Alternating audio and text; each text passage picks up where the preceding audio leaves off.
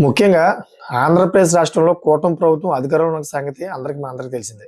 వాళ్ళు అధికారంలోకి వచ్చి దాదాపు ఏడన్నర దాటిపోయింది. సో, అలాంటి నేపథ్యంలో ఏపీలోని కూటమి ప్రభుత్వ పాలనపై ఓ సర్వే షాకింగ్ నిజాలను బయటపెట్టింది.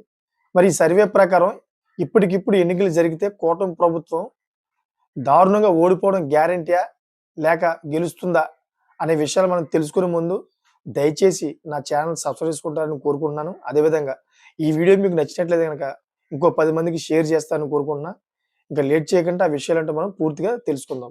ఇప్పటికిప్పుడు ఎన్నికలు జరిగితే గనక మన ఆంధ్రప్రదేశ్‌లోని ఓడిపోవడం గ్యారంటీ అని తేలిందంట కూటమి ప్రభుత్వం.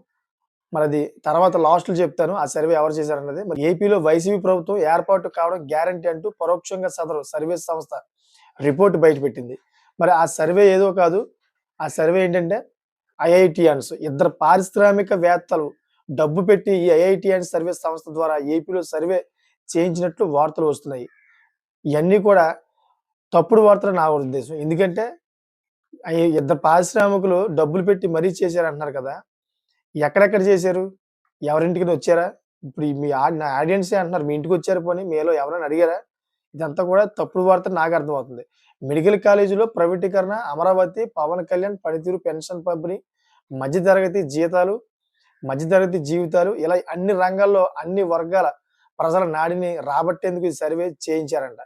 అయితే ఈ సర్వేలో చాలా మంది ప్రజలు కూటమి ప్రభుత్వంపై అసహనం వ్యక్తం చేసినట్టు తెలిసిందంట. మరి చూడండి ఎంత ఇది ఫేక్ అంటే ఎందుకంటే ఈ సర్వేలన్నయి వాళ్ళనే ఊహించుకొని రాసే వార్తలు తప్పించి ఇటువంటి సర్వే జరగలేదు నాకు తెలిసిన మట్టుకైతే. ఎందుకంటే మన ఆంధ్రప్రదేశ్‌లో మనం ఉంటాం, చూస్తా ఉంటాం. ఎప్పటికప్పుడు మనకి ఇన్ఫర్మేషన్ వస్తా ఉంటది. ఎవరు ఎంత సర్వే చేస్తున్నారో కూడా మనకు తెలుస్తది. ఇదంతా కూడా ఏంటంటే వైసీపీకి ఎవరైతే ఉంటారో కోవట్లుగా ఉంటారో వాళ్ళందరూ కూడా క్రియేట్ చేసినటువంటి ఇయన్నీ న్యూస్‌లు మాట. ఇటువంటి లేటెస్ట్ ఇన్ఫర్మేషన్ కోసం ఛానెల్ సబ్స్క్రైబ్ చేసుకోండి. Thank for watching friends.